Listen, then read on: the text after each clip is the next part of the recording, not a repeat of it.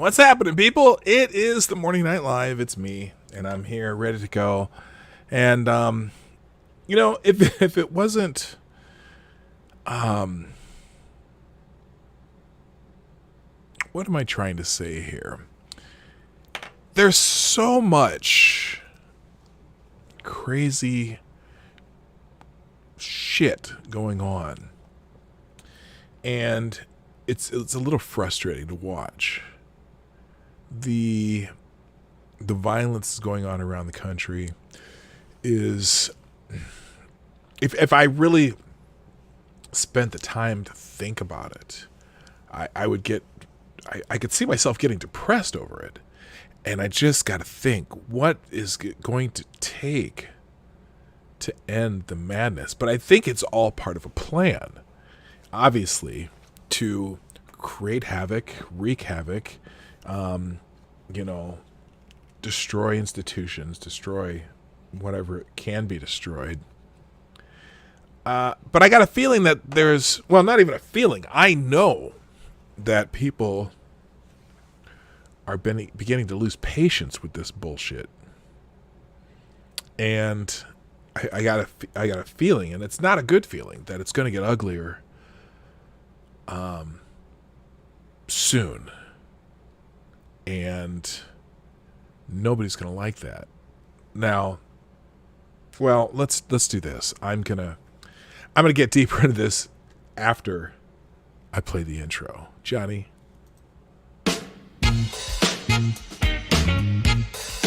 Ladies and gentlemen, coming to you live from the Lucky Dog Studio in a hidden location somewhere in the upper Midwest of the United States of America, it's a brother making his own way, but with all the wrong opinions. Welcome to the Morning Night Live with your host, yours truly, P. Dog Night.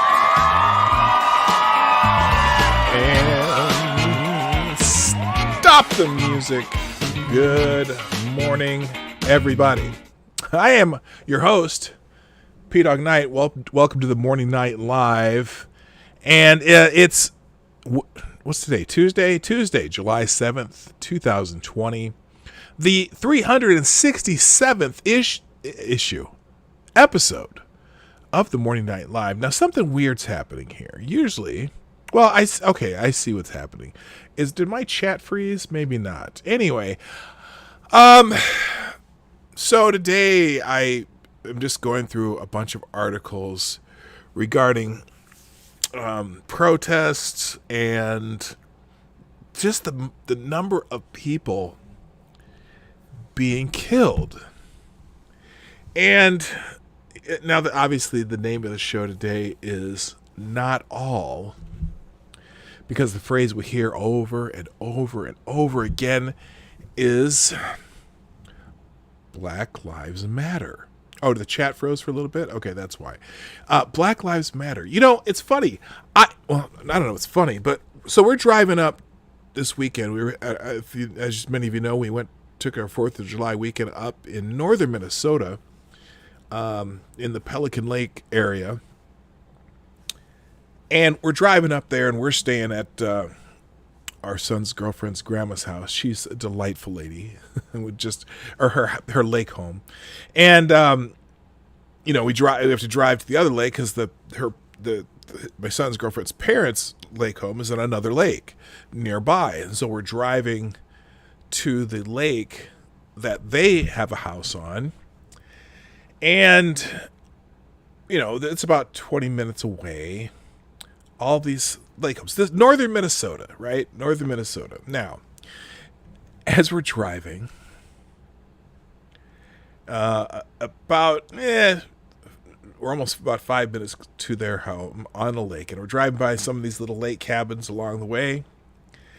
And there is a sign that says Black Lives Matter. And I thought to myself, now clearly, you can see people hanging out on the dock or behind the house and people all around the house. And there's not a black person to be found. But they have their little Black Lives Matter sign up in northern Minnesota. Now, I'm not necessarily judging them because the sentiment, which I think is wanting, I mean, like I said all the time, Black Lives Matter, really? That's all? You know, and now I don't get into the semantics of all lives matter or blue lives matter or anything like that. I just found it humorous. Up in northern Minnesota, this little cabin with a bunch of white people hanging out in the dock, Black Lives Matter. And I said to Lady Boomer as we're driving by it, I pointed at the sign, I said, "Did you see that Black Lives Matter sign?" She said, "Yeah." And I said to her, "Well, if Black Lives Matter, maybe I should just stop and go up and knock on the door and ask them, oh, I see your sign out here. Black Lives Matter. Let me ask you a question. What's the leading cause of death of black people in the United States ages 15 to 40, 54, 15, 14 to 54, black men? What's the leading cause of death?" And I guarantee you, excuse me, I guarantee you they probably wouldn't know. And I would think to myself, well, wait a minute, I thought you said Black Lives Matter. Do you really care or not? And it'll be funny because I am 6'4", 310 pounds. I'm a large human being who just happens to be black. And I think it'd be hilarious just to see the looks on their faces. Well, if Black Lives Matter, can I come in and have some potato salad or something? You know, and whatever. Anyway, I do have my cup of reparations coffee. If you feel like participating in the P-Dog Night Reparation Fund, you can do that through the Streamlabs link down below. I'll even read whatever you write in the notes. But I do have a delicious cup of reparations coffee. Before we get started, let's say good morning to everybody. First in the chat today is Black Hebrew Israelite. Ooh, what happened there? That's right. Oh, okay, there it goes. Who gets the bell? Maybe. There we go. Thank you for being here, sir. Also, good morning to CNN Sucks, the most redundant name on the internet. Also, good morning, Jaeger Pony, my favorite Canadian. Hey, Larry, what's up? I see you there too. Sheagrath graces my presence today. I am ecstatic. Is that a word? Ecstatic? I'm enthusiastic about that. Also, good morning to Rolling Bear, Mike Savage, Gun Fox 61, howdy, Green Thunder Demighty, yo, what's up? Tyler F, Damn It Chadwick, also known as Chadwick Dupree, Molly Maggs, how you doing? Hate Camel, Maniac Man, Zero the Hero, Andy Astley, Rick Astley's younger brother. Never gonna give you up, never gonna let you down, never gonna run around and desert you.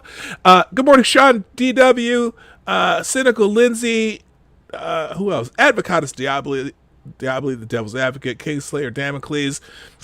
And I think that's everyone in the chat. Also, the welcome lurkers, welcome workers, anyone who's listening in the background. I am so glad that you are here too. And good morning also, Renovacio. Okay, so the U.S. might end up banning TikTok, and TikTok users are freaking out. Oh, my. Oh, no, my wife is going to be devastated. Lady Boomer loves TikTok. And in fact, my daughter, well, she even does a couple TikToks, and my daughter does TikToks, and my son and his girlfriend do TikToks. Oh, no. I know they banned TikTok in India. And you think some of these programs that you use on your phone are data mining programs now? Holy Shiite, Batman. TikTok is like... TikTok... Oh, I mean... It's like data mining on steroids. But... Anyway, we'll see. Now, if only Twitter would disappear and Facebook as well. I am so on the fence on whether or not I'm ready to just completely say fuck it to Twitter, or just keep having a good laugh on the daily using it.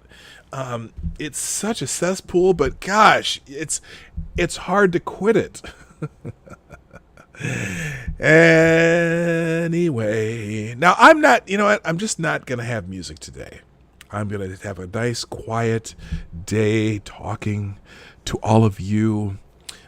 Interesting. I know what it is. I always forget that HB streams the same time I do in the morning, and also I don't know if Monkey's doing it or not. But anyway, so let's get into it. Let's see. Let's just start with this. In Atlanta, the mayor of Atlanta is very frustrated. Democrat Keisha Lance Bottoms. Whatever is happening, the violence in Atlanta is just going crazy, and unfortunately, another person was killed right near that Wendy's that they tried to burn down. Well, they pretty much successfully burned after that fellow was killed after he stole the taser and shot it back at the cops. The cops shot him dead. And now the governor's getting involved.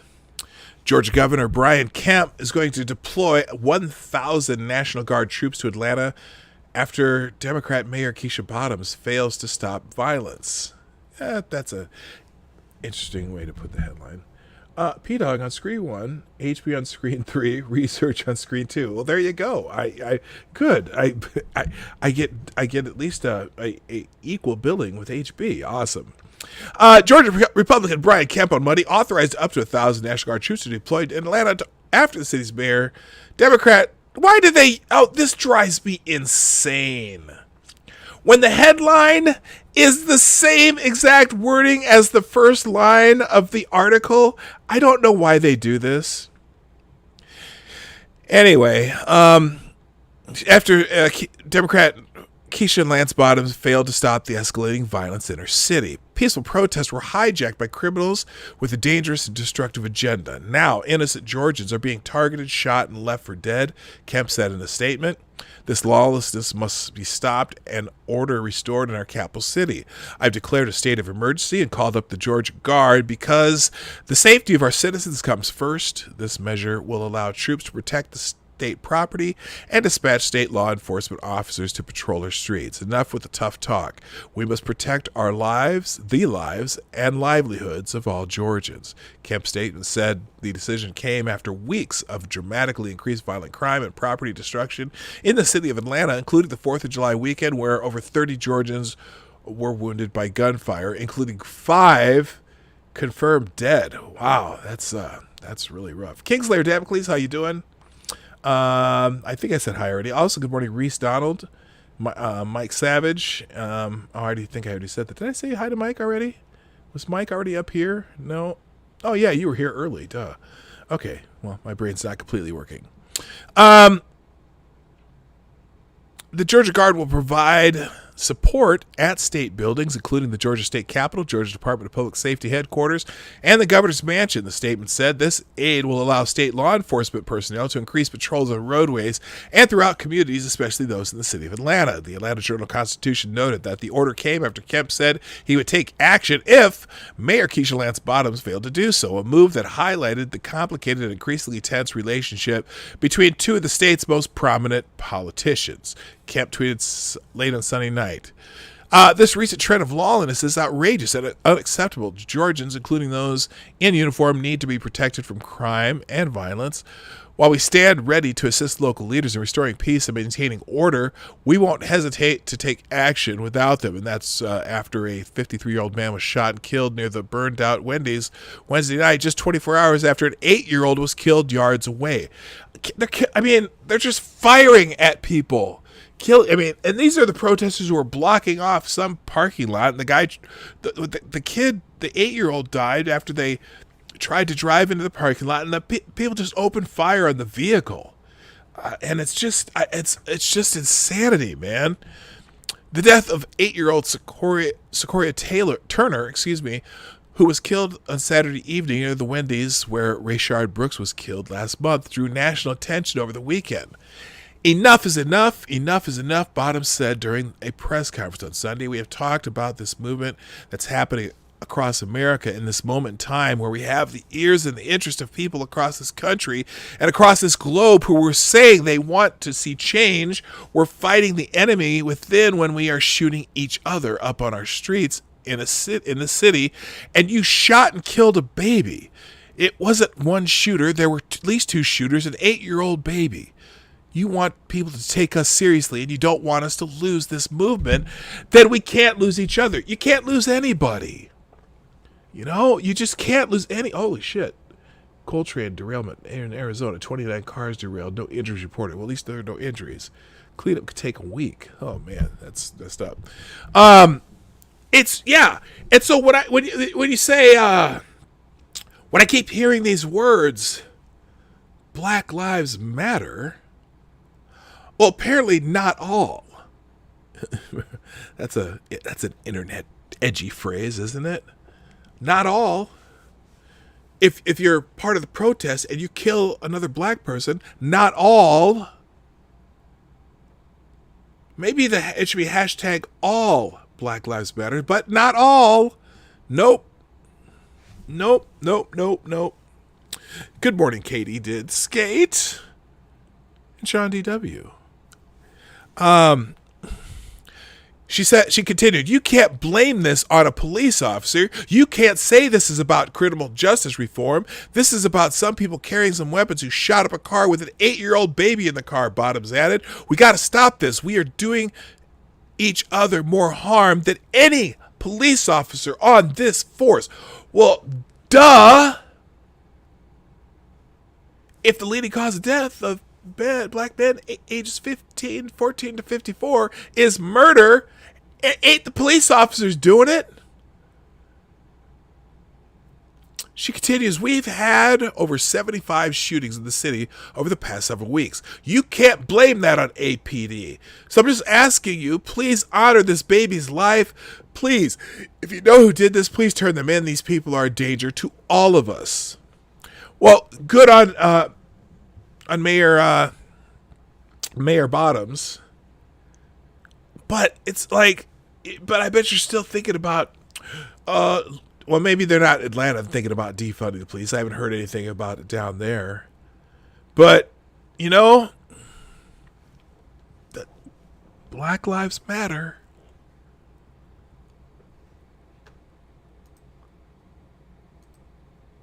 Not all. Continuing. And obviously we know that crime has exploded all over the country. Violent crime explodes across American cities following nationwide protests.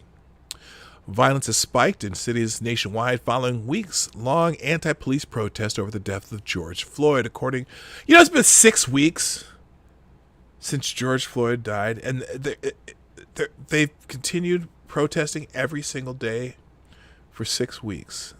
I say they, the protesters of various kinds. Now, the original here's the problem, though.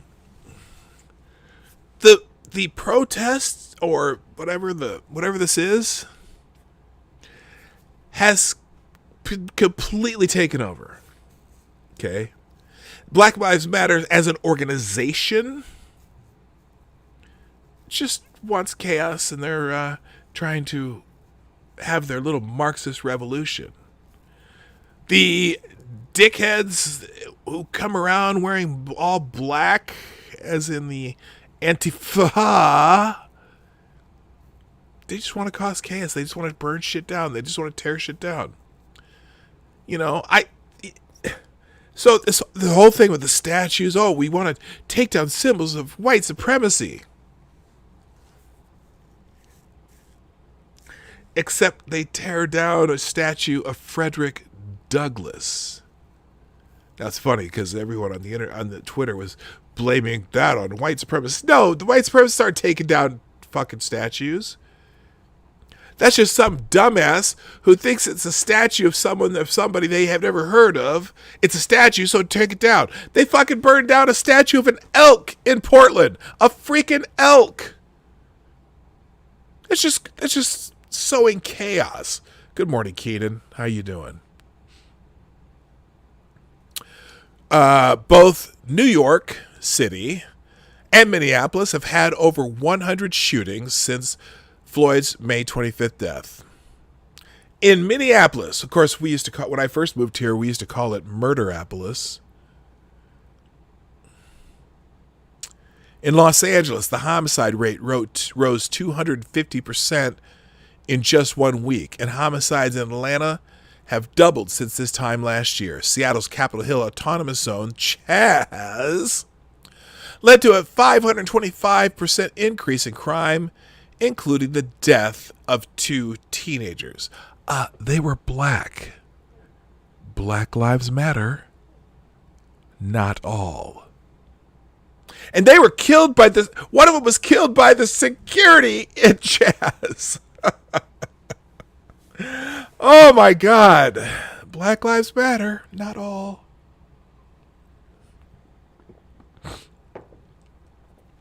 As crime rates rose, activists have called to abolish the police, an idea that's gained traction among liberals. Former Hillary Clinton campaign spokesman Brian Fallon, singer John Legend, and women's soccer star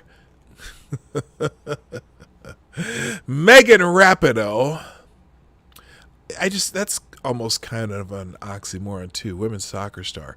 Actually, she is. I shouldn't say that. She's one of maybe 12 women's soccer stars that we know of in the world. Okay, I've all supported dismantling the police, and protesters have touted the idea during demonstrations. The Minneapolis City Council unanimously voted to dismantle their police department, and a school board in Oakland, California voted to ban the police from its schools. Well, good luck with that. Police departments have warned that getting rid of police could have dire consequences. Sergeants Benevolent Association of New York Vice President and police veteran Vincent Valalong told the Daily Caller that he doesn't see where there being any winners if the police were abolished, and that the losers will probably be the future generations of kids and their kids. Well, the ones that haven't been shot and killed, at least. Black Lives Matter. Not all. Vice President Emeritus of the International Union of Police Associations and LAPD veteran Dennis Slocum said that if you don't want the police to be in your neighborhood, then you better get used to the crooks being there. Former presidential candidate and self-described Democratic Socialist Bernie Sanders has also said he was against abolishing the police. Well, good for Bernie Sanders. Well, nicely done, sir. While the debate continues, many of the same cities who are calling to defund the police are seeing an unprecedented spike in crime. Here are some of America's major cities that have been rocked by violence.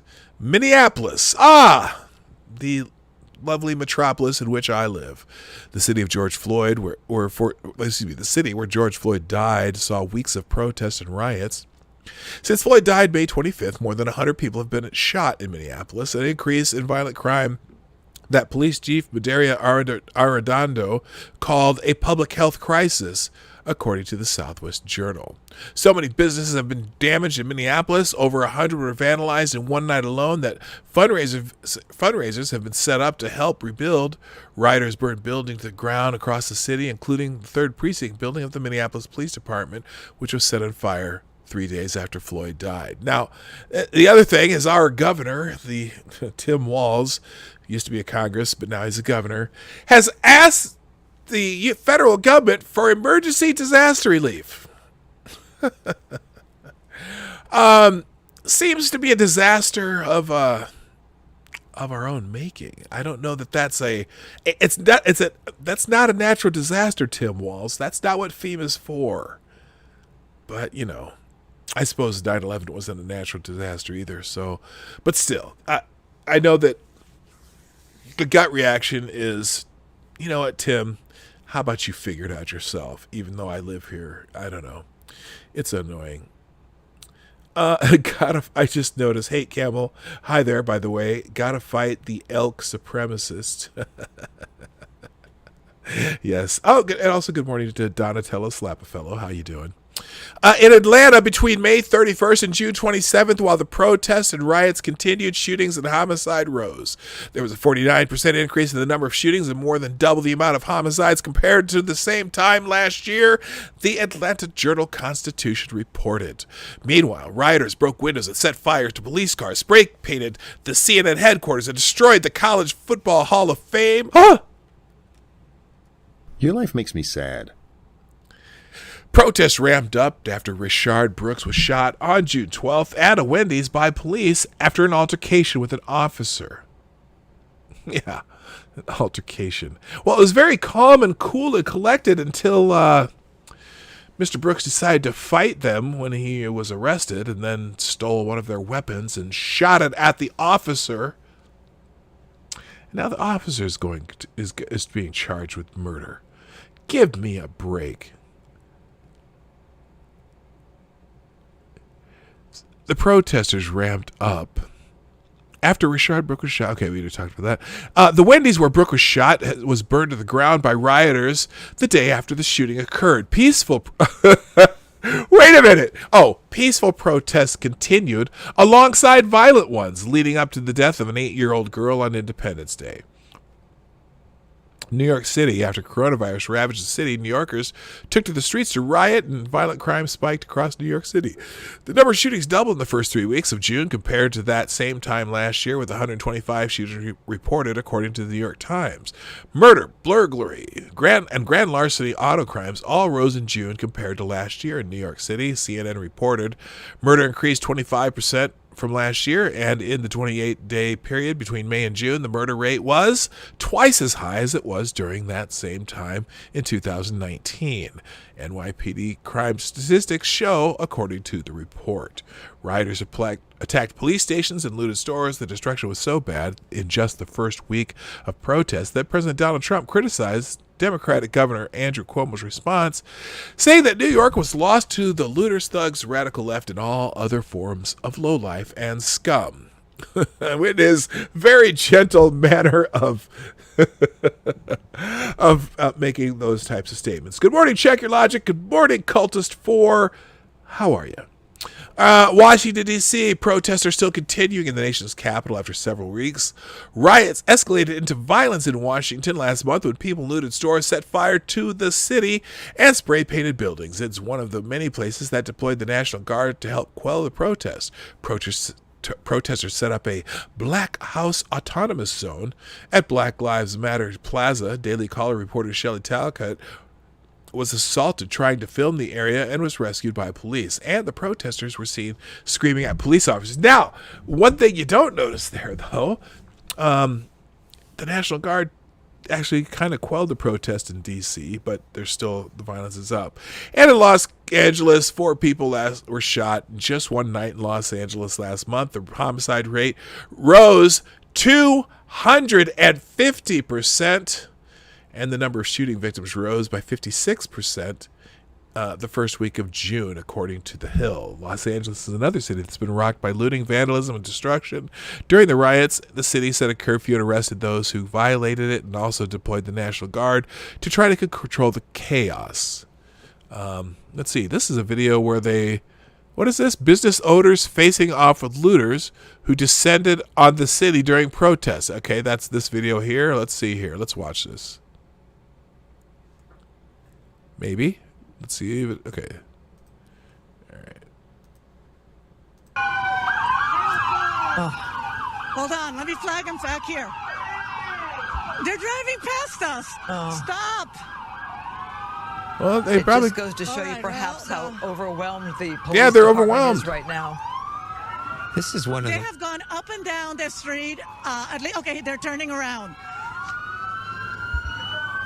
There they come. There they come. They just saw me. In 3 days of surreal moments on TV, this is one of the most surreal moments we've seen. What is underway right now in Van Nuys. All right, so here come the police officers to help these community members. The guys on the other side are in cars. All right, here they come. The guys here are trying to stop over there from looting in the cars. All right, now they're telling them, no, they're fine. They're good. Oh, gosh. Oh, gosh. No. Whoa. Oh my God, Joe, to your right. Come on. He's with us. He is with me. ID. Sir, they're okay, sir. They're the store owners. They were protecting the looters, sir. Whoa. They're protecting the stores. The looters are over there. Stand down for a sec, please. Relax. You're losing your looters. They're going down that way. These are the people in the store trying to stop. Point. All three of them. Okay, we're putting those in handcuffs right now. You do know they're not the Hey, looters. one person talk. Where's the looter? Where's the looter? They're help protecting this building. Where'd the looter go? They were Okay, description. Black, white, Asian. African Americans. Okay. They're in a gray vehicle. The other gray vehicle is parked in front of the. Wow. So obviously some confusion there. Chicago, Seattle, Chicago. Explosive audio leaked of Chicago Alderman and Mayor Lori Lightfoot talking about the destruction of the city a week after rioting and violence. Lightfoot called the city fucking lawless. And it said that hundreds of places were looted in just one day. Alderman Susan Saldowski Garza said, "My ward is a shit show." And Alderman Derek Curtis said that he had been crying all day. Another said she had over 10 videos of people shooting other people. Crime statistics show that murder and violent crimes shot up in Chicago over the past several weeks. According to WGN, compared to June of last year, murders increased by 34%, shootings increased by 45%. In Seattle, well, we all know it's Seattle's the shit show in Seattle, and Chaz and Chop and all that bullshit. So anyway, God, it's awful. Let's see. Let's close a couple windows here real quick, and we'll move to the next one. Speaking of Lori Lightfoot, it's funny because we're getting some of these mayors starting to talk about the increased violence in their cities, and it's not apparently it doesn't have anything to do with the protests. It's not about the protest, the violence and the escalating murder rate. According to Lori Lightfoot, COVID-19 is the reason that we have the escalating murder rate. Oh, good Lord. Beetlejuice is at it again. Good morning, No Room for Squares. How you doing? Nice to see you here. Chicago's Mayor Lori Lightfoot cited the coronavirus Monday as the reason for the city's escalating murder rate. Oh, my God. You know what? You're a lying dog-faced pony soldier. I just think oh my God. When told that homicides in Chicago are up more than 30% and asked what is happening right now, the mayor pointed to the ecosystem of public safety in a CNN interview. How long is this? Is this really long? Let's find out. Let's see if this is not too long, we'll watch it. Come on. Oh my gosh. Come on. Okay, it doesn't seem to be working. Anyway, she says all of these forces are coming together at the same time and making it very difficult. The ecosystem of public safety that isn't just law enforcement, but is local, community-based. They too have really been hit hard by COVID-19 and are now just kind of coming back online and getting their footing. Okay. Shootings killed. Not the idea that you're pulling police back and told them to let people protest and shit. That's, shootings killed 18 people over the last weekend in the city, including 2 children and a teenager. There were similar results over the July 4th weekend. Gun violence increased despite stay-at-home orders. Lightfoot has previously blamed Republicans for the mayhem. Now, we know that there isn't a Republican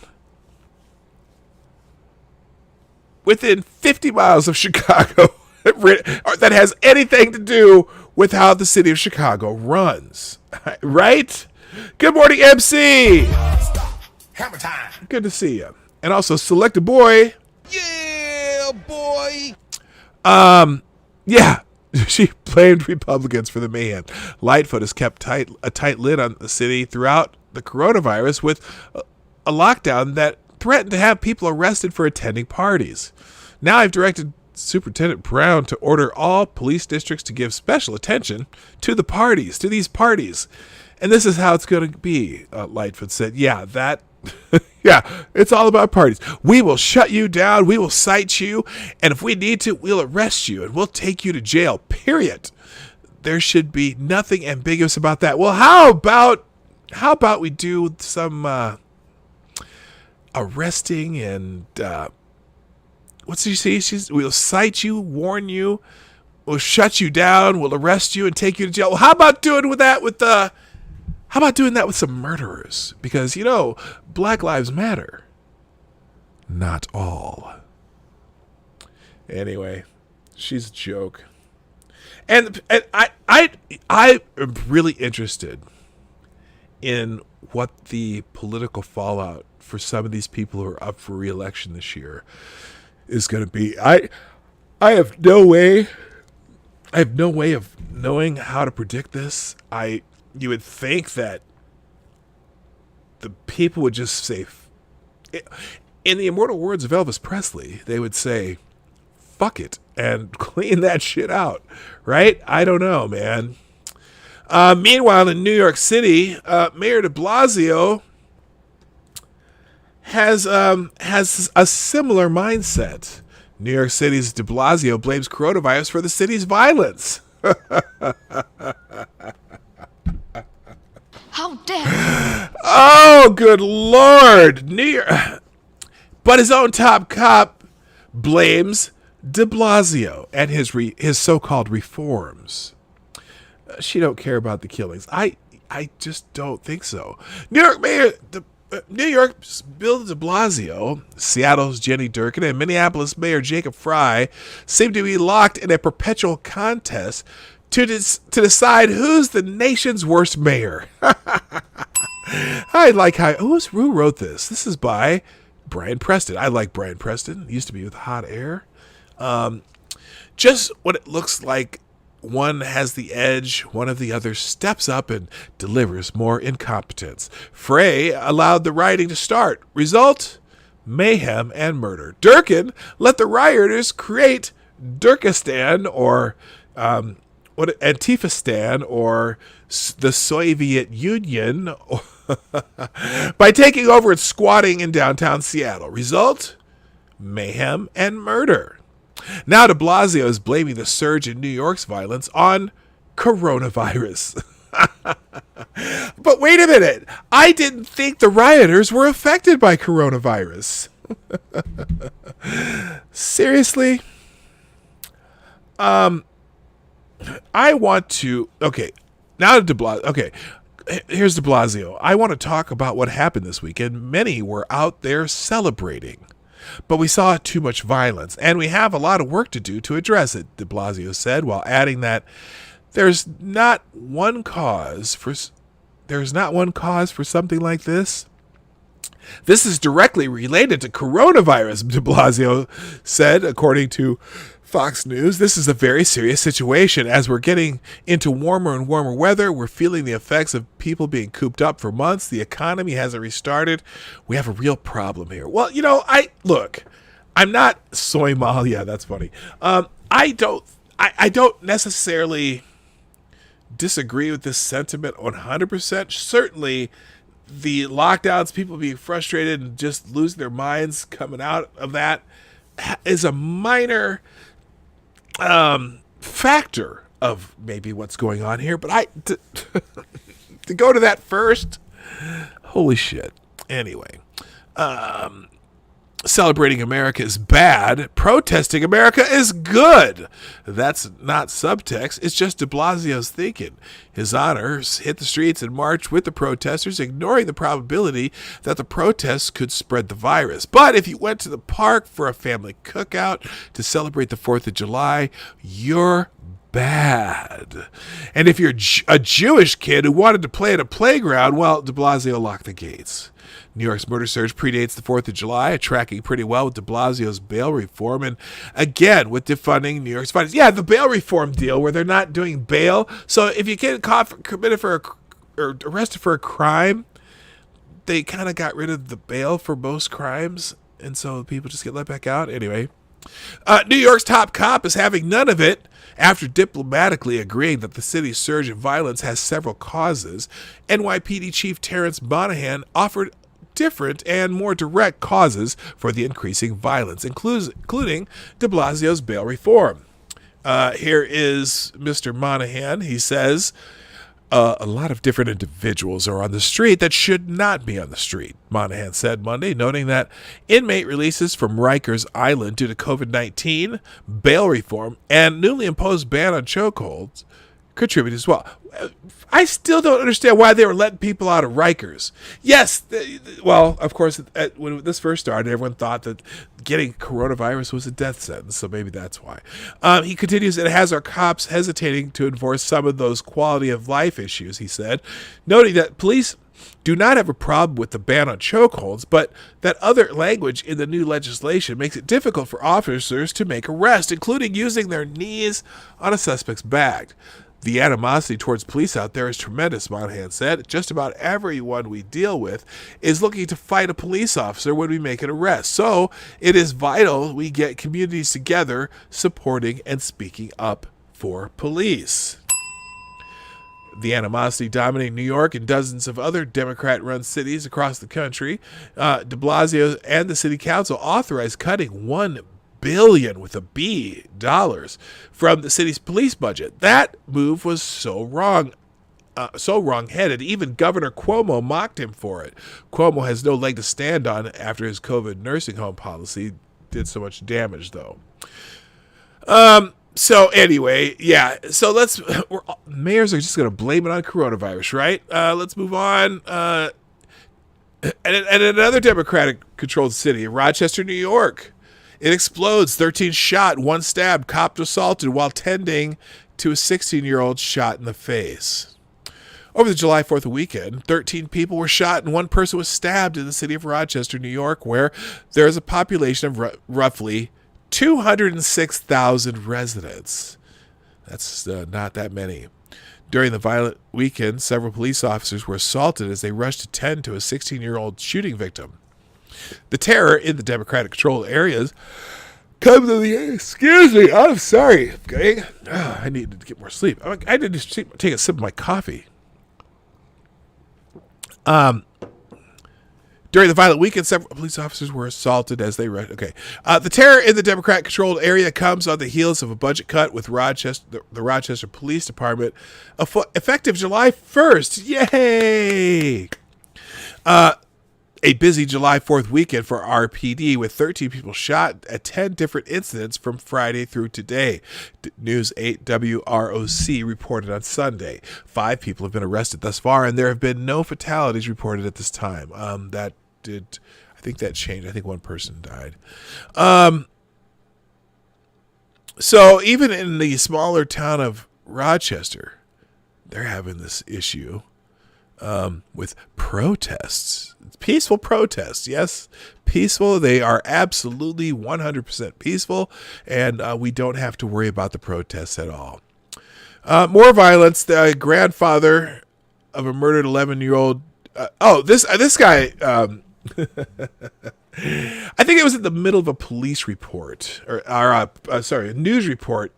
This grandfather of a murdered 11-year-old destroys Black Lives Matter charade with 1 sentence. Let me see if there's video. Let's just watch the video. Well, here, this is neighbors and DC Police Union confirmed this is the same area where on June 29th, 2 people were seen in an Audi opening their doors and opening fire through Cedar Street, Southeast cul-de-sac. And it looks like through the alley as well. This is, I'm not sure what this is, this video. Oh, see, they pulled out and just shot randomly.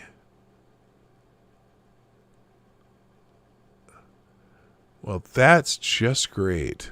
And here it is again. This is random as hell.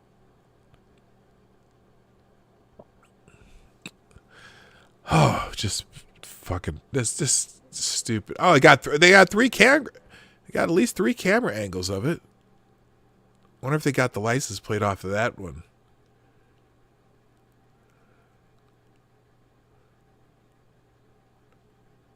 Okay.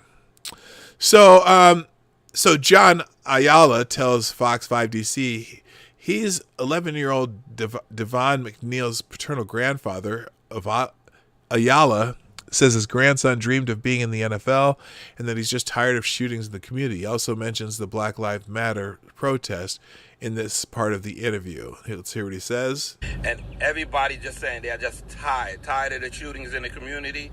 Everybody's running around here thinking they're Uzi-toting, dope-sucking, psychopathic killing machines, and they're just destroying lives. But we're protesting for months, for weeks, saying Black Lives Matter, Black Lives Matter. And Black Lives Matter, it seems like only when a police officer shoot a black person. What about all the black-on-black crime that's happening in the community? Just 2 years ago, we had Micaiah Wilson. Good morning, Big Assassin 80. Yeah, we're starting to see a lot more of these people that are starting to be a little skeptical of Black Lives Matter. The organization, the movement, I don't know. Black Lives Matter? Not all. Continuing on the theme today, as soon as this window closes, there we go. Come on. The Black Lives Matter is killing black children. And where's the outrage? Mekhi James, a 3-year-old boy, cried. It hurts after he was shot in Chicago. Then he died. Sincere Gadsden, a 1-year-old boy, was also shot and killed in Chicago. A 3-year-old girl was shot in the chest while playing in the front yard with other children. She was among the 4 toddlers shot in Chicago in 2 weeks. Older children are also being shot. An 8-year-old girl was grazed in the head, a 5-year-old boy in the buttock. Natalia Wallace, a 7-year-old girl described as quiet and sweet, was shot and killed on the sidewalk. Where's the outrage? Our babies are being shot. These are our babies. Chicago Police Department Chief of Operations Fred Waller, who is an African American, asked. The question ought to be directed to Black Lives Matter, as the BLM Effect fuels shootings and deaths around the country. And the most vulnerable of the BLM Effect victims are black children. 8 children at the age of 10 have been shot in Chicago in the past few weeks. The cause of these shootings is an upsurge of crime from the Black Lives Matter riots that have devastated the country. The Black Lives Matter riots are killing black people, and particularly black children, in 2 ways. Chicago murders are up 83% in June, while arrests fell 55%. Street stops 74%, and traffic stops 86%. If you want to see what defunding the police looks like, just stop by Chicago and bring a bulletproof vest. John Cantazara, the president of the Fraternal Order of Police, blames a new Ferguson effect in the George Floyd era, where officers pause and say, I want to go home today safe, I want to make sure I keep my job, and I want to make sure I don't go to jail. Mayor Lightfoot argues that it's due to police being tied up by the Black Lives Matter protest. Well, they're both right. The BLM effect is a dual function. The protests are tying up a large number of cops, leaving gang members free to fight their battles, and the dismantling of proactive policing and the scapegoating of cops makes the police less proactive. Alderman Chris Taliaferro, the African-American chair of the Chicago City Council Committee on Public Safety, said, our police officers don't want to be the next headline. True.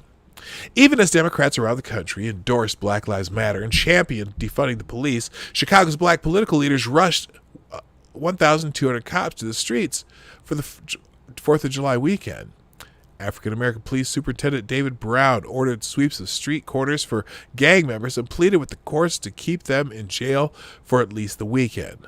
Our end game is arrests, he said, vowing to break the pipeline for shootings and murders in Chicago. The white ACLU official warned that would drive a wedge between CPD and communities of color. Really?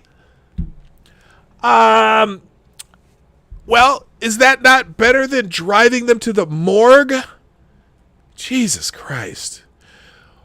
While Democrats, their leftist leaders, and the media, that's redundant, insist that the real threat to black people comes from police officers and white Karens who try to defend themselves. The truth is in the hospitals. Not just black people, but black children are being shot across America because of the anti-police riots. In Detroit, a 9-year-old boy and a 10-year-old girl were shot while shooting off fireworks. In Washington, D.C., a world away from where Democrat and Republican politicos sell out children like him by conspiring on police reform and criminal justice reform, Devon McNeil, an 11-year-old boy, was shot and killed while grabbing a phone charger and earbuds before heading to a July 4th barbecue. Mayor Muriel Bowser offered her thoughts and prayers, but the little boy shot at the Frederick Douglass apartments didn't need thoughts and prayers recited on Twitter. He needed the police. The boy's mother was a community DC violence interrupter. I guess she didn't interrupt it. And his grandfather is a guardian angel. Oh, that was him. That was the Arroyo. He was surrounded by alternatives to police, including a city initiative that spent $10 million on community activists that were supposed to somehow interrupt violence, but don't stop bullets. As he said, and I saw in the last clip, we're protesting for months, for weeks, saying Black Lives Matter, Black Lives Matter. Black Lives Matter, it seems like only when a police officer shoots a black person, said John Elia. What about all the black and black crime that's happening in the community? Oh, but we're not talking about black and black crime. We're talking about police. You could talk about black and black crime later. And I realize that a lot of people maybe use the black on black crime thing as a deflection. I mean, that's certainly what some people do. But I don't really look at it as the black on black crime happening in the community. I look at it as how do we reduce the single largest cause of death of black men ages 14 to 54. It's not, black and black crime doesn't say who's the victim of the black and black crime. And it's black people. And no other racial demographic comes even close, because it's generally fairly rare for people to die from ages 15 to 54. But the people who do die that are not black die from car accidents, heart disease, ailments. And only a few of them die from murder. But with black men ages 15 to 54, a majority of the deaths in that age group are murder. So, if someone tries to deflect the deflection, what about black and black crime? What about white and white crime? Well, white and white crime doesn't account for half of the deaths between ages 15 and 54, but it does in the black community. That's what I don't get about Black Lives Matter. The number one cause of death, and which over half of the deaths of black men ages 15 to 54 is murder. 0.1%. is from an officer of the law. Remember how I always describe it as a man bites dog event when these things happen? Because it is. Now, if the Black Lives Matter is only talking about police, like, roughing people up or whatever, physical confrontations, well, we need to study that too. But, but don't allow the black on black crime to be a deflection, but don't let someone make the white on white point be a deflection either, because if the murders in white and white were anywhere near per capita what it is for black people, it would be shocking how many people would be getting killed every day. It's already shocking, but it's all happening. Not all of it, but most of it's happening in the black community. Because Black Lives Matter. Not all. Good morning, Bim Jim. Good morning, Sugar Blue Driftwood. What's up? And Richo, my buddy from down under. In St. Louis, a 4-year-old boy was shot in the head over the July 4th weekend. He was one of 4 children shot on the 4th of July in the city, and one of over 60 children that have been shot there this year.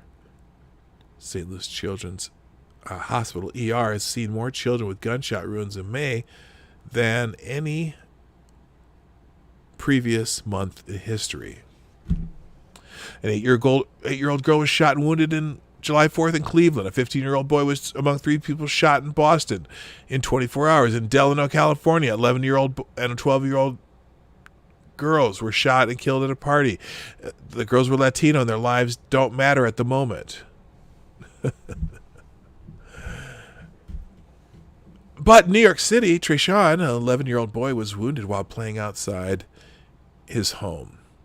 There's a 44% increase in the shootings and the 23% rise in murders in New York City. Call it the BLM Effect. More people not in jail. New York PD Chief of Department Terrence Monahan said, explaining the rising violence. Rikers Island in New York is empty. But they're thinking of putting Roger Stone there, aren't they? Or something like that. Oh, because Roger Stone is friend of the Orange Man. In Rutherfordton, North Carolina, Alea Harris, a 7-year-old girl, was shot and killed by Shaquille Francis. Her 9-year-old sister won't sleep and won't eat after the murder. Rayada Giles, an 11-year-old boy, was shot and killed. Can't read these anymore. 70 children were shot in Philadelphia this year. You know what? Here. I can't even read this article anymore. I can't do it. It's in the chat if you want to read the rest of it.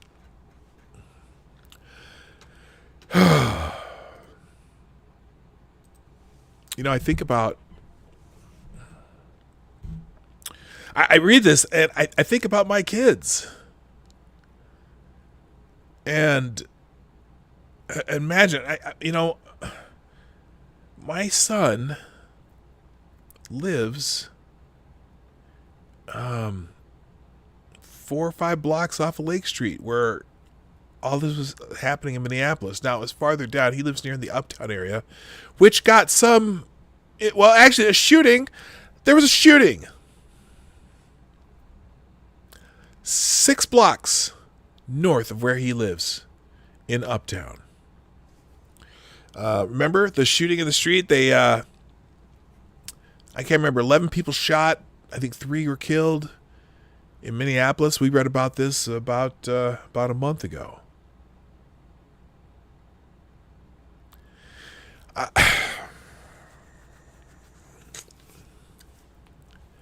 can't imagine. My daughter lives in Northeast Minneapolis, where there was a shooting up there too.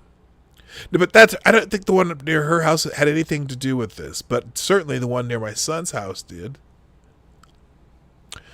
Fortunately, he's been living and working from the lake, where his girlfriend lives right now.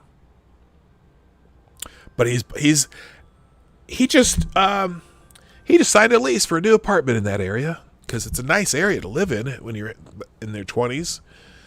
I worry, though. I worry, is he going to be one of these statistics? I don't know. It's frightening for a parent.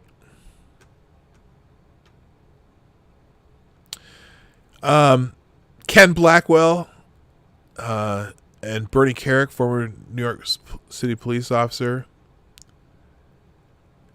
wrote an article about this too. And do I want to read it?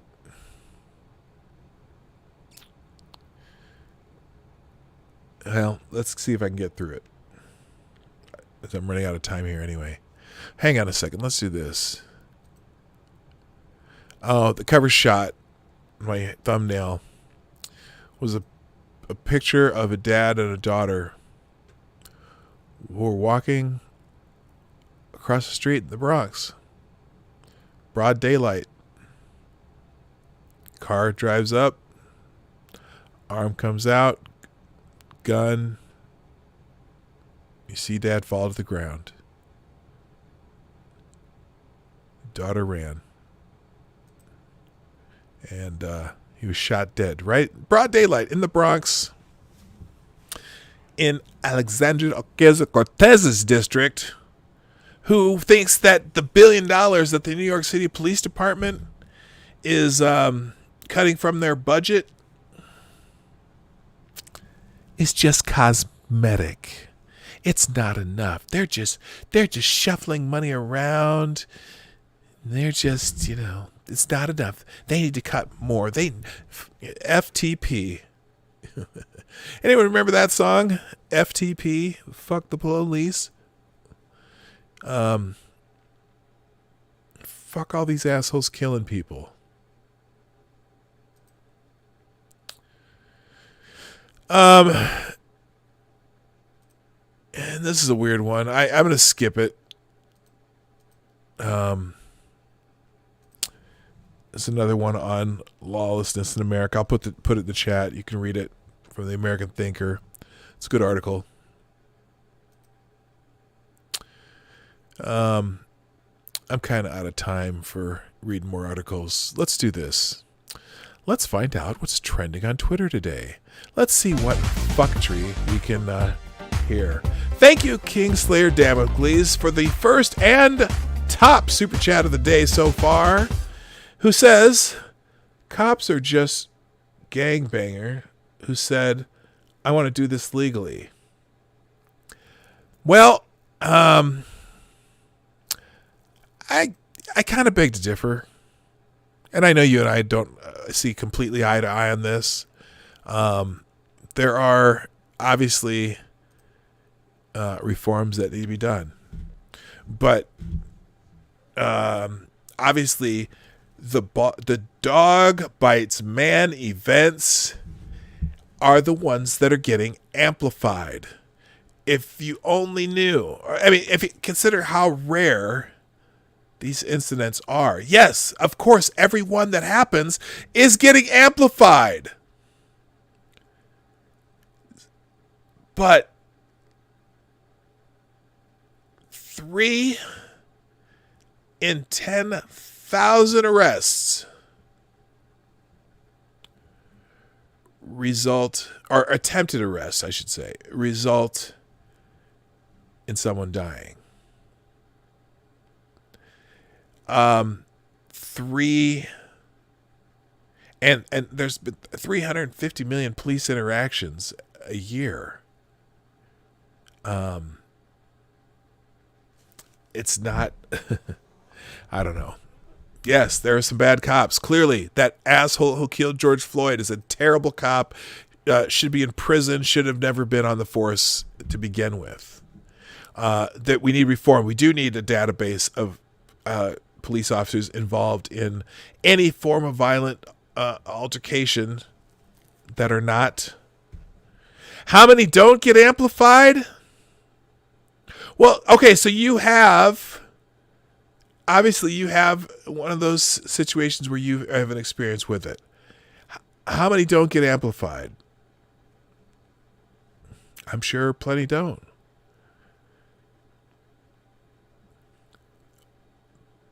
350 million interactions a year between police officers and civilians. It sucks that you had an asshole for a cop that pointed a gun at you. They all get amplified now. I don't know when this happened, but I'll tell you what, there is some, I don't know if I would call it grifting season, but there is a currency to confrontation, whether it be with a police officer or a Karen. There's obviously social currency that people are gaining from it. So obviously, and everyone's got a camera now. That's great. I think that's great. I think body cams are great. I think the whole thing is shit that should happen. Thank you for the super chat. I really do appreciate you, Kingslayer Damocles, by the way. Just like my title, not all.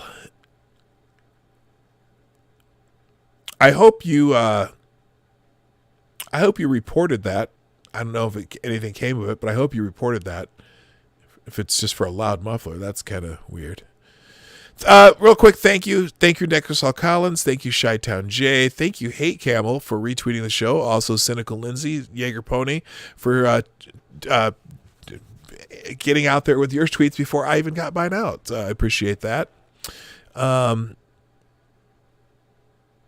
Let's see. All right, let's check the twins. Elma Fudd, I own a mansion and a yacht. Okay, so Twitter trends today. On top, this was big news yesterday. ICE says international students whose universities move to online only this fall must transfer or leave the U.S. That's interesting. I don't know why that is. If they're officially attending school, I'm not sure how student visas work. As colleges debate how to safely reopen during the COVID-19 pandemic, Immigration and Customs Enforcement gave foreign students an ultimatum on Monday: transfer to a school with in-person classes or depart the country. I don't know if that's a good policy. Holy shit. Someone named Aaron says, this is bad. ICE just told students here on student visas that if their school is going online only this fall, the students must depart the United States and cannot remain through the fall semester. I wonder why that is. Some important context for this: ICE actually runs a major portion of the student visa program, what's called the Student and Exchange Visitor Program. So oddly enough, it's ICE, not U.S. Citizenship and Immigration Services, that sets the rules for students. Well, that makes sense though, because they're not U.S. Citizenship and Immigration. Cryptic, thank you for the $5 super chat and the new top super chat of the day, who says, I'm not good with the conversation, so I practice talking to large rocks. It helps me speak bolder. Oh, Cryptic, always good for a laugh. I appreciate the super chat. Thank you, sir. Oh, my goodness. Under the ICE rule ICE announced today, the schools like Harvard wouldn't lose tuition from students forced to leave the United States. Students could attend classes virtually in their home country. But if the choice is stay at Harvard or leave the U.S., many will choose to transfer. Lots of people are asking whether schools could adopt some sort of hybrid system where they only hold a tiny fraction of classes on campus. And the answer is, it depends. Here's what ICE says on hybrid models with some in-person classes and some online. These schools must certify to SEVP through Form I-20, Certificate of Eligibility for Non-Immigrant Student Status, certifying that the program is not entirely online, that the student is not taking an entirely online course load this semester, and that the student is taking the minimum number of online classes required to make normal progress in their degree program. That's interesting. I don't know if that's going to be, someone's going to find a way to get around that. Many foreign students come from countries where internet connections might be very spotty or where U.S. classes might be held in the middle of the night, local time. Just going home won't work for those students. Yeah, I don't know this is a good idea. But I guess we're going to find out how that's going to actually roll out. 105 University of Washington students and frat houses tested positive for coronavirus. Oh, great. Experts say the outbreak is a troubling sign of what may be in store if colleges reopen this fall. Will they, again, the fatality rate for people under 50 is 0.001%. So they might be testing positive for coronavirus. Doesn't mean nothing. I mean, I don't know. Anyway, let's go back into what's trending on Twitter today and get the heck out of Dodge. Trending number 1 on Twitter today is Pusha, as in Pusha T, the hip-hop artist. I don't know why. Did he say something stupid? Let's see. Laughing my ass off, Drake called label heads and told them Pusha was being a meanie to him. Now I see why y'all love him so much. You see yourself in shit that he does. I don't know. Y'all must be on crack. Pusha T been pushing. If you think Young Thug can body him in a rap beef. Okay, there's, for some reason, I see. So Young Thug and Pusha T are going to have a rap off or something, and Drake put in his 2 cents, and nobody knows. Whatever. Young Thug, we heard Pusha T verse dissing Drake on the song Paranoia. Okay. I guess this is just one of those ones that I am out of the loop. So there you go. Blackout Day 2020 is trending number 2. Apparently, this is supposed to be a day that black people don't buy shit from white people or something. Okay, here it is. Blackout Tuesday includes logging off Facebook, IG, and other social media sites that support 45. What? That support 45? Really? Look, it's a fucking social media site, okay? There are people on that social media site who may support the president. There are other people who don't. What does that even mean? Not buying any books from online megastores, skipping Walmart, and if you must shop, spend at local, small, minority-owned businesses. Now, that last line, I have no problem with whatsoever. I think that more black entrepreneurs need to be supported. That is completely legitimate. But the idea that you're just out here, we're not gonna support any white businesses, yada yada yada. Facebook is too easy on 45. Well, here it is. I'll put the graphic on the screen here. Let's go full size. What is Blackout Day 2020? On July 7th, 2020, black people, as well as other minorities and their allies, will exercise their economic spending power by not spending money in the economy. If they must spend it on this day, it will be at black-owned businesses only. This will be the first event in a continued effort to rebuild the black dollar. Okay, here's the thing. 45, the gun or the malt liquor? Oh, hate Camel. Oh my gosh. How dare you? Good morning, Amy. How you doing?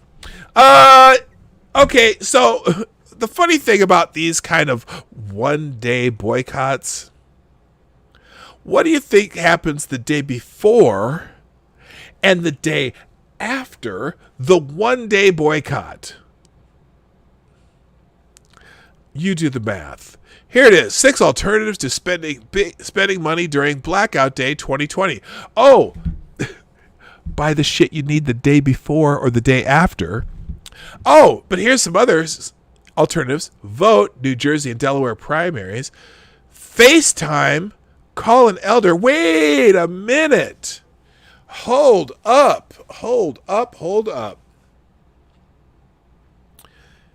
Are you going to use the white man's phone? I can't even get it out. To call or do a FaceTime. Research your family tree. Wait a minute. Is that be like on Ancestry? Take a walk outside. Now, there's one. That's get some exercise. Good. Host a family game night.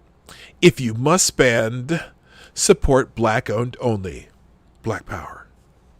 Okay, I have no problem if people how people choose to spend their money, and if you want to empower the black community, yes, absolutely spend money at black-owned businesses. Yes, I think more people should try their hand at a business, and that's how you actually create, black economic power by supporting businesses that you believe in. I have no problem with that concept. I just laugh though at a blackout day where you're one day we're not going to spend money. Oh, really? Okay, then the grocery store, the liquor store will be busier tomorrow and yesterday. Okay. Me about to complete my online order, but then someone reminding me it's blackout day. Okay. I was already doing Blackout Day 2020. I broke to begin with. Okay, I know that this says people of color, but if you're not a person of color and you agree with equality and putting a stop to police brutality, you should and are more than welcome to participate in this event. Person of color, I think using the words person of color erases black people. Alrighty then. So, blackout day. Whatever. Don't buy shit. Don't buy shit. Don't buy shit. Don't buy shit. I'm sorry. If I need to buy something today, I'm buying it. I don't give a fuck. Because blackout day ain't doing shit for black lives. Just saying. Deshaun Jackson says he doesn't... Oh, Deshaun Jackson got in trouble because he had some kind of anti-Semitic tweet going on. The Philadelphia Eagle wide receiver says he doesn't hate Jews amid criticism for posting quotes attributed to Hitler.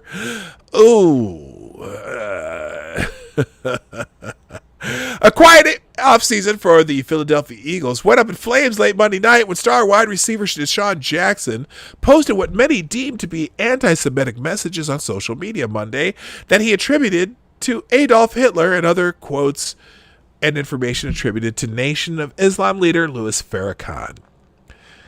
Because white Jews knows that Hitler said, because the white Jews know that the Negroes are the real children of Israel and keep the America's secret, the Jews will blackmail America. They will extort America. Their plan for world domination won't work if the Negroes know who they were. The white citizens of America will be terrified to know that all this time they've been mistreating and discriminating and lynching the children of Israel. Okay. The Instagram story featured a quote that attributed to Hitler about white Jews blackmailing America. Sean clarified his post on Monday, stating that he doesn't hate Jewish people. Anyone who feels I have hate towards the Jewish community took my post the wrong way.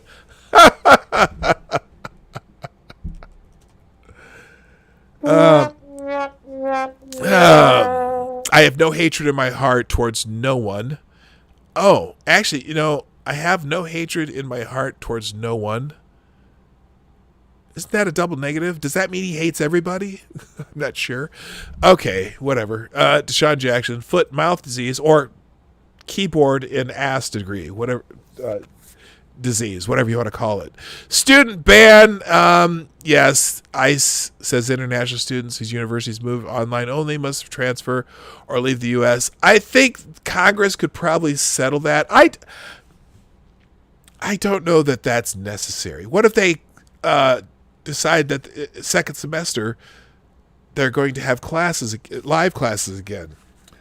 Someone should fix that. I don't think that's a good idea, but if that is the policy now. Of course, I'm sure people are blaming Trump. Let me see. I was gonna do the test. how many tweets before Trump is mentioned on this thread and of these top ones. So what ICE is saying right now is go to class or die or get the fuck out, all while still paying hella money that supports their economy. Got it. Student ban. You know what the other thing is? All these universities, Harvard started it, are going to be charging full price even though they're going to do their classes online. Harvard tuition alone is $51,000 a year. They're going to charge full tuition for a university that you're not going to and having interactions with the professor. Holy shite. Okay, let's see. So you want me to choose between getting the virus from school or the airport? What a shit show. ICE student ban is an unnecessary and cruel ruling pitting international students against colleges trying to find the safest way to operate this fall. I don't disagree with that. I'm not sure if there's a good argument for this.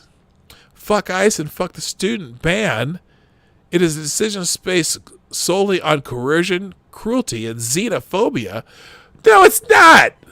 The international students are already here. Nobody gives a it's not xenophobic. Also, now losing international students will hurt productivity in your lab is not the reason to be pissed off. These are our students, friends, and colleagues, not resources. Oh, the only way to stop the fascism is to vote blue. Yes, this is fascist, John Pavlitz. Please register to vote so we can become a nation defined by more than this ever bottom-seeking viciousness. I don't understand this at all. Is there going to be something that comes out in a day or two that says, hey, dumbasses, this was a policy that was already on the books and we need to have a policy change? Because I'm pretty sure that was already a rule. So if you're going to a school or university in the United States, right now the immigration rules for student visas require that you attend actual classes. You can't come here on a student visa and then travel all over the country because you're taking all your classes online. Now, will they... there's a petition, apparently, petition to allow F1 students to stay in the U.S. through the fall semester if instruction is online due to the pandemic.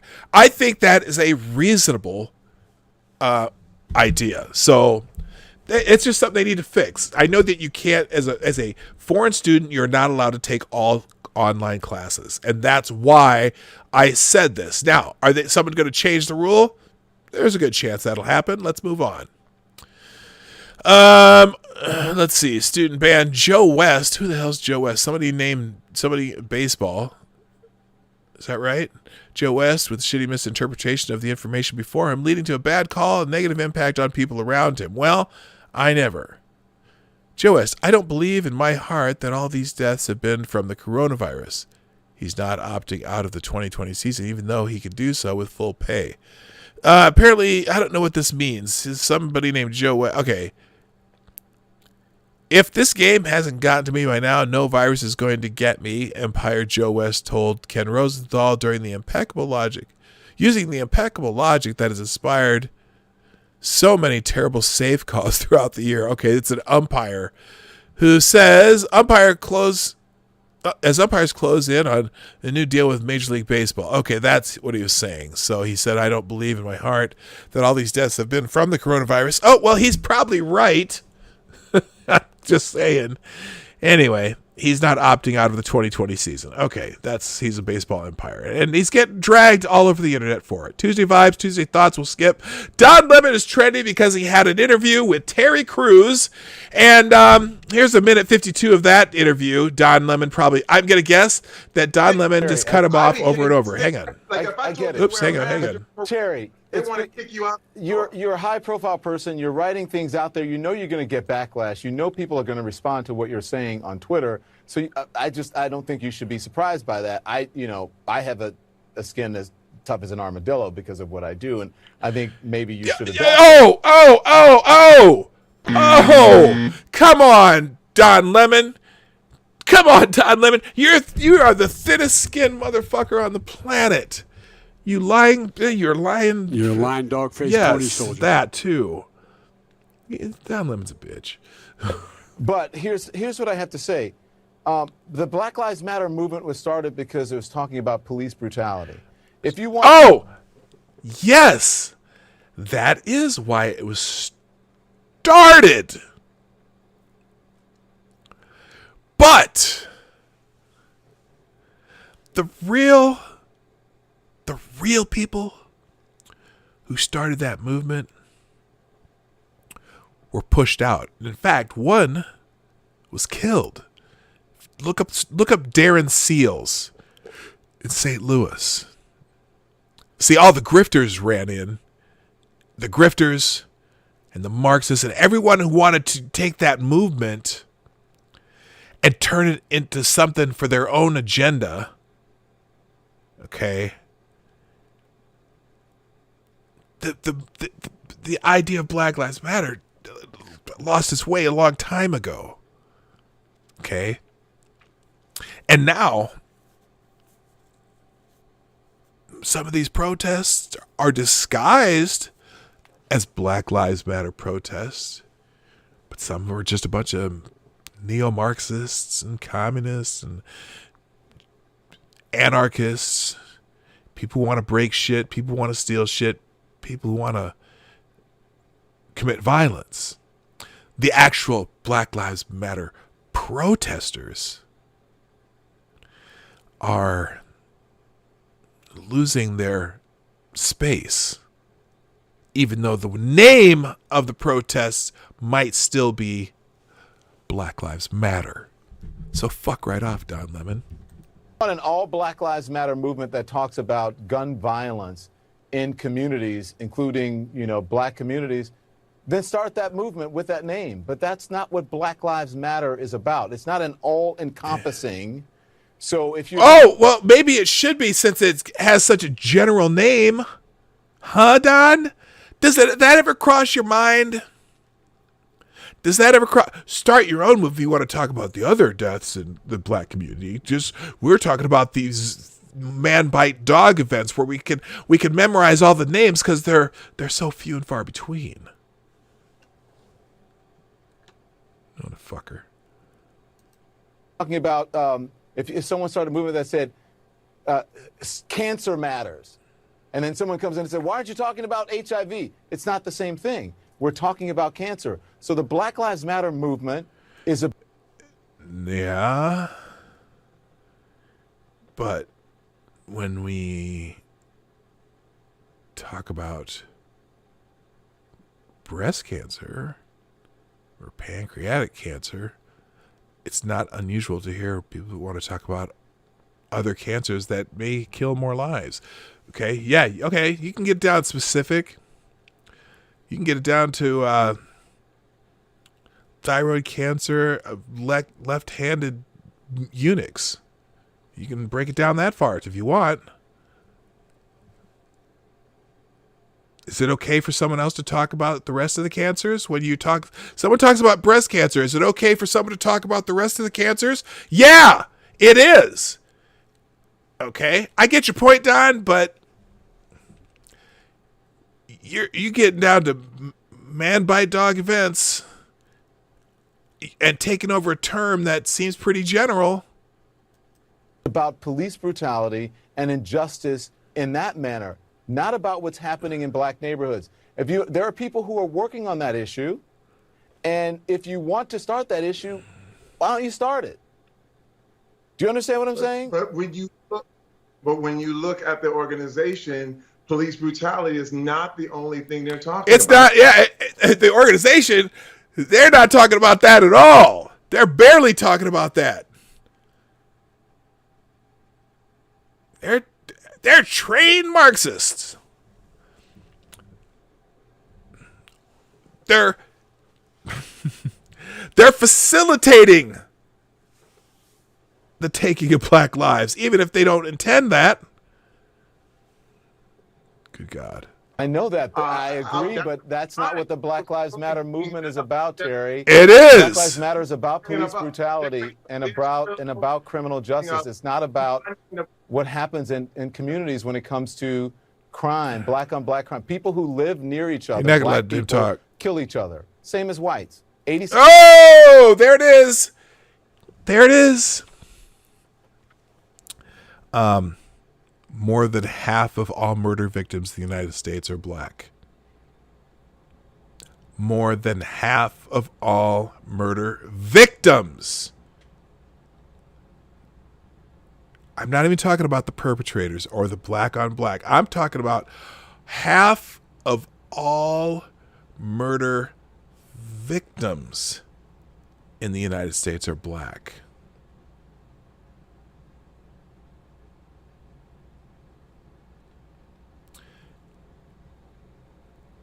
And it's the leading cause of death of black men ages 15 to 54. It's not in the white. It's not even the top. It's barely in the top 10. It's number 1 cause of death. Black men ages 15 to 54. That's why it's important. Not because of black on black crime or white on white crime or this and that crime and the proximity, people killing each other. It's because it's the number 1 cause of death. But y'all don't see that. And yes, sure, you want to segment out which Black Lives Matters, because not all. If you want to segment that out and have there are organizations that are trying to get a handle on people killing each other, but they're not having any success. But boy, you don't have any movement in the street. You don't have them marching through any of those places that people like to mention. Because most people, like I said, most people mention them as a, just a distraction. But when we start really getting real about it, none of those people are marching in any of those places where those crimes happen.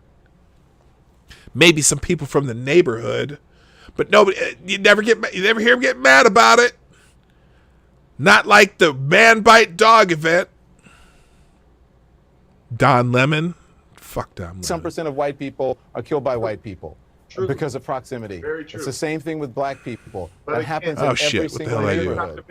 But that doesn't. Again, I'm not saying that's not important that those kids died, but it's a different movement. Yeah.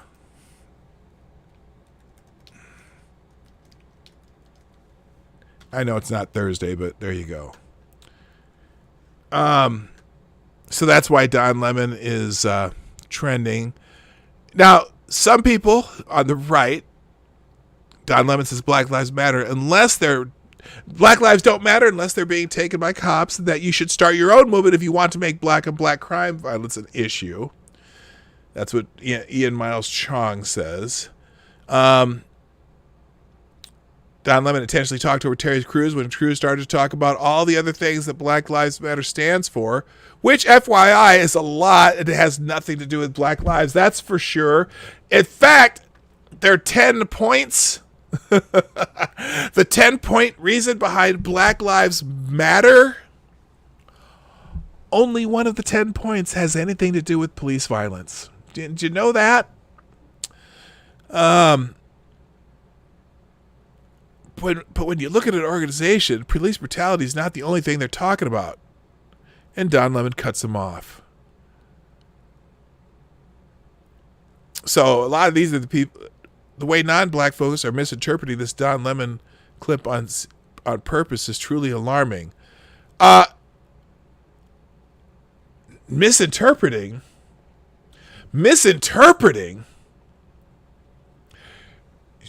Miss, whoever you are, go look at the list on Black Lives Matter website of what the 10 points are. Only one of them has to do with police violence. 1 out of 10. Everything else is some Marxism bullshit. Black on black violence has nothing to do with Black Lives Matter. It's the truth. Don Lemon is the Rachel Maddow of dumbass bitchery. But believe me, there's plenty of people on here hating on Terry Crews for this interview too. Mostly black people. Interesting.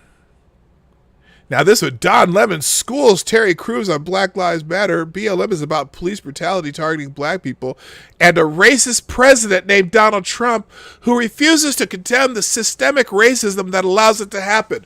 Really? Because most of this shit happened, that all the names that you spit out all the time were all killed during Barack Obama's administration. What did he do about it? This ain't about... So there you go.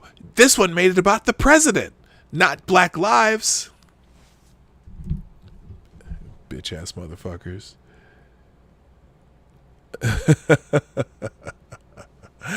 Oh, good Lord. These people. Let's move on. Deutsche Bank is fined $150 million over links to Jeffrey Epstein. I haven't had an opportunity to look at this one. Reportedly be hit with a $150 million penalty as part of a settlement with German lender signed with regulations for violating something. They agreed to pay $150 million in penalties over its relationship with Jeffrey Epstein as a part of a consent order with the regulators in New York, the State Department of Finance Services said. I don't understand this. Did Epstein do something illegal as far as financing? They're finding $150 million just for a relationship with Epstein alone. I'm gonna have to read into this one. Is there any crime DB is not a part of? Okay, Deutsche Bank inexcusably failed to monitor Jeffrey Epstein's accounts, and they were fined $150 million. Okay, so Epstein periodic suspicious cash withdrawals in total more than $800,000 over approximately 4 years.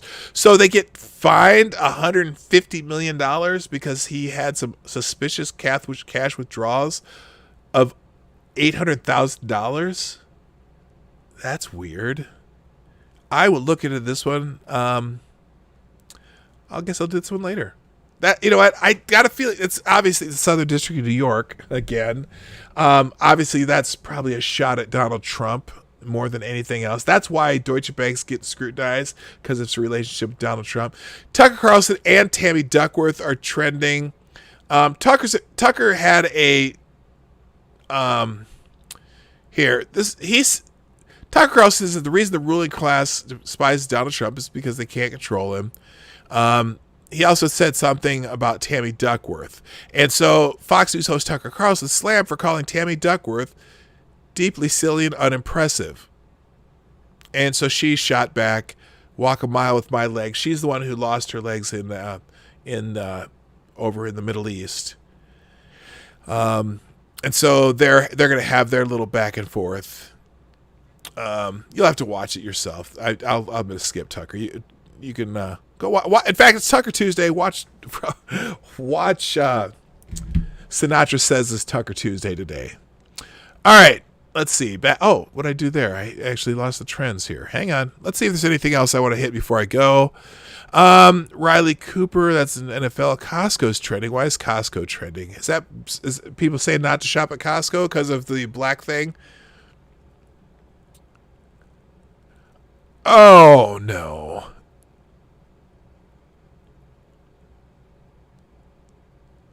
Racial assistant manager at Costco, ignorant human being. Let's see. What's this guy? What this is about. You're 6 feet away from you. You're harassing me. I'm not harassing you. You're coming close to me. You're coming close to me. Back off! Threaten me again! Back the fuck up, put your fucking phone down! Sir. You're 6 feet away from you. You're harassing me. I'm not harassing you. You're coming close to me. You're coming close to me. Back off! Threaten me again! Okay, so, Back the fuck up, put your fucking phone down! Sir. You're 6 feet away from you. You're harassing me. I'm not harassing you. I want to know about, okay. You're coming close. This is interesting. Threaten me again!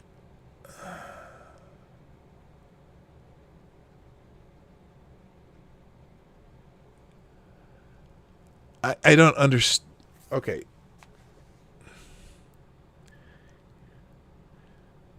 This guy's harassing some guy, and the guy's telling him to fuck off and get the fuck away from me. I'm confused here. It's refreshing on its own. Imagine how incredibly easily your life must be if your idea of tyranny is having to wear a mask at Costco and not being able to see worshipful statues of slave owners anymore. Tim, you can fuck. This guy's an asshole. Fuck you, Tim Wise. But okay, I don't see the whole situation. All I see is this 17 seconds of video. And now they've doxed him. Someone tell Daniel Rice Maples of Fort Myers, Florida, tell him why wearing a mask is important, Costco. He's a member at your store. Let him know that aggressively charging seniors in Florida with one of the highest infection rates in the country is just... Okay, so now he's doxed. His immediate response... Okay, it's still only 17 seconds of video. Okay. So... That's all we know about this story. All we know is for 17 seconds, this guy's been probably chirping at the guy, and so the guy's telling him to back off. I don't know. I don't understand what it's about. That doesn't tell me anything, showing me only 17 seconds. Still 17 seconds. So now they've doxed him. Really disappointed that the I feel threatened man remains unidentified after what, 10 hours? Come on, Southwest Florida. Let's Amy Cooper this guy. Meanwhile, Costco thinking lifetime ban for him. Yeah, so they've already doxed him. And there you go. I work at Costco, and this shit will not be tolerated. Costco escorted him out, made him leave the property while the targeted customers waited inside. Now, this is one of those things that you're starting to see a lot. They're just trying to dox people and trying to get everyone in trouble for shit that you don't know what happened in this situation. Is this a guy... And now, I don't know if a mask are required at Costco. As I know the Costco here, do you have to wear a mask? I don't know. You don't have to at Sam's Club. There's a lot of... The only business I've been in that you have to wear a mask around here is Menards. And so we wore masks, and sometimes I do it. Sometimes I avoid people like the plague in most of these places. I sometimes wear a mask, but pretty rarely. But I stay away from people. I don't walk within their space. I avoid people. Just because. But I don't understand. So a guy's chirping at this guy and he gets mad. There's nothing but 17 seconds of video. And people are asking for them to take action on this man who is apparently some insurance agent or something. The guy won't shut up. I don't know. Whatever. That's why Costco's trending. Yay. Washington Wizards are trending something. Bradley Beal mainly. Did he get traded or did he get traded too? Bradley Beal in quarantine while the Wizards are getting blown out by 40 every game in Orlando. Okay. Bradley Beal will not participate in the NBA restart due to a shoulder injury. Okay, so that's why the Wizards are trending. Let's see. I feel threatened. That's the dude in Costco. Ringo Starr, it's his 80th birthday. We'll skip. Brazil, Bolsonaro takes new COVID test after attending a July 4 lunch. He's taking them regularly. Tandy Newton, the actress, is trending. She's actually in one of my alerts. I have a Tandy Newton dancing for, I can't remember the dollar amount. Tandy Newton finally ready to speak her mind after decades on screen. Nothing surprises the Westworld actress. Okay, what? Who cares? Somebody interviewed Tandy Newton, who is incredibly honest and vulnerable, a true gift. Tandy Newton telling this Tom Cruise story. Yes, I'll be thinking about it for a long time. Okay, let's check out the Tom Cruise story that Tandy Newton says. It's strange. I've worked with Tom Cruise, and he's very generous and open about sharing Scientological stuff. Christmas gifts would be something to do with Scientology. Like what? Like a book with the greatest hits of Scientology. A bit like this Bible kind of thing. I was curious because I was like, wow, if it's going to attract people, powerful, high-profile people, there's got to be some glue that sticks this shit together. Didn't find any. What was your experience like on Mission Impossible 2, and why didn't you do another one? Oh, I was never asked. I was so scared of Tom. He was a very dominant individual. He tries super hard to be a nice person, but the pressure he takes on a lot, and I think he has this sense of that only he can do everything as best as it can be done. There was one time we were doing a night scene, and there were so many extras with pyrotechnics, and you name it, and it was a scene with him and me on the balcony, and I don't think it was very well written scene.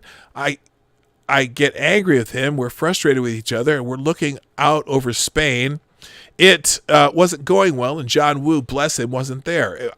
He was downstairs looking at everything on a monitor, and John had made a decision at the beginning of the movie, unbeknownst certainly to me, that he didn't speak English, which I think was very helpful to him, but it was extremely unhelpful to the rest of us. So this scene was happening, and Tom was not happy with what I was doing because I had the shittiest lines. And he gets so frustrated with having to try and explain that, he goes, just go do it.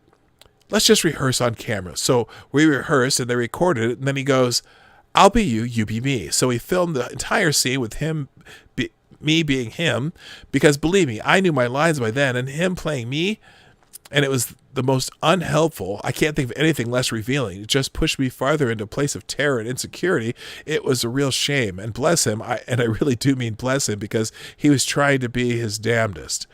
Okay, so anyway, whatever. Who cares? Celebrity bullshit.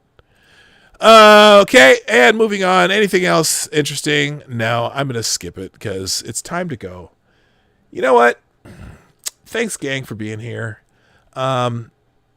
I appreciate y'all, but I gotta go, and the Morning Night Live is here Monday through Friday, 10 o'clock Eastern, 9 o'clock Central, 1500 GMT. That was my hand signals for 1500 GMT. Oh, sometimes I'm just a dork. Anyway, I can't tell you how much I appreciate it. Before you go, hit the like button on your way out the door. There was a light crowd here today, but more than fun. A very chatty chat today. That's awesome. And again, thank you. If you get a chance, hit the like button. Share the stream out. If you're watching on replay, throw a comment down in the comment section. And finally, donations and super chats are done through the Streamlabs links. You see them all the time, and they're in the chat, and it's at pdognight.live, this thing right here. Follow me on Twitter, Mindsgab, and Parler. I'm very active on Twitter, not so much on the other three, but if you need those for notifications, I am there for you. Ladies and gentlemen, thank you again. I gotta go. My name's P Dog Night, and I'm out of here. Bye. Hey, this is P Dog Night, and thank you for watching today on the P Dog Night channel. If you have an observation or remark you'd like to make about this video or my channel, I absolutely welcome you to write it in the comment section down below. I really look forward to hearing from you. And before you go, if you like what you saw but you're not already subscribed, please make sure you hit the subscribe button and definitely click that bell that pops up afterward so you'll be notified when I post new videos or when we go live. I broadcast my live show, The Morning Night Live, Monday through Friday at 10 a.m. Eastern, 9 o'clock Central. A special thank you to all supporters of this channel who share our videos on social media and who make donations through the Streamlabs link, which is also in the description down below. Thanks again, and until next time, I'm P Dog Night, and I'm out of here.